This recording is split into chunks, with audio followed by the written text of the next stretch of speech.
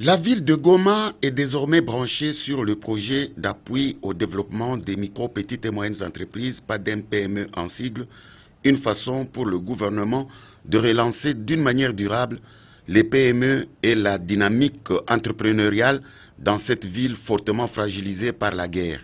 Ce geste du gouvernement était accueilli avec ferveur par toutes les couches de la population de Goma.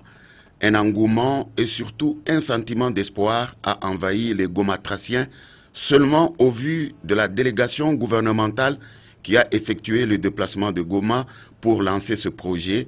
Délégation composée de deux personnalités qui inspirent confiance, en l'occurrence un ancien ministre des Transports et Voies de Communication, Justin Kalumba Mwana Ngongo, aujourd'hui ministre des classes moyennes, petites et moyennes entreprises, qui a marqué la population de Goma par la réhabilitation de la piste de l'aéroport de cette ville, détruite par l'éruption volcanique en janvier 2002, aujourd'hui d'une longueur de 3000 mètres, ainsi que par la création de Congo Airways qui dessert cette ville.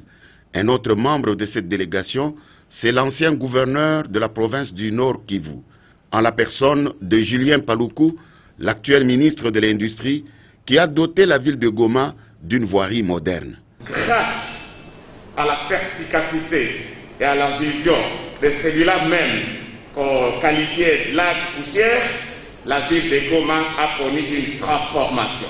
C'est aussi ça l'entrepreneuriat.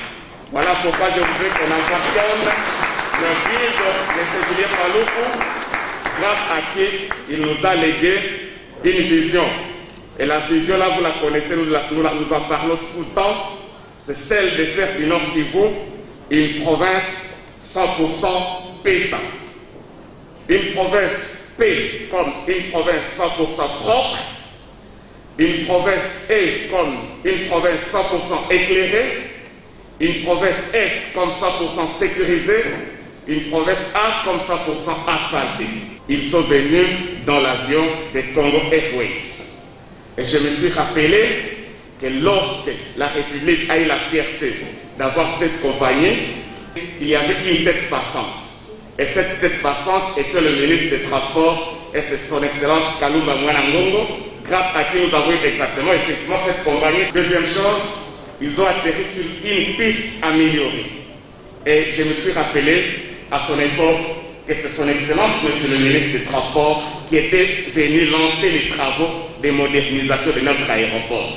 Et aujourd'hui, c'est un aéroport international qui répond au nord. 4 temps forts ont marqué le lancement effectif du PADEM-PME ce lundi 24 août 2020 à Goma par le ministre Justin Kalumba Mwana Ngongo, à savoir la présentation du PADEM-PME qui est une solution conjoncturelle à la crise qui frappe le secteur de l'entrepreneuriat et du programme national de développement de l'entrepreneuriat au Congo, Pronadec, une solution structurelle à cette même crise, l'échange qui a suivi ces exposés, la visite des incubateurs qui existent déjà à Goma, dont celui qui fabrique le chocolat, ainsi que le lancement de l'enregistrement des femmes qui vont bénéficier de la subvention dans le cadre du PADEM-PME.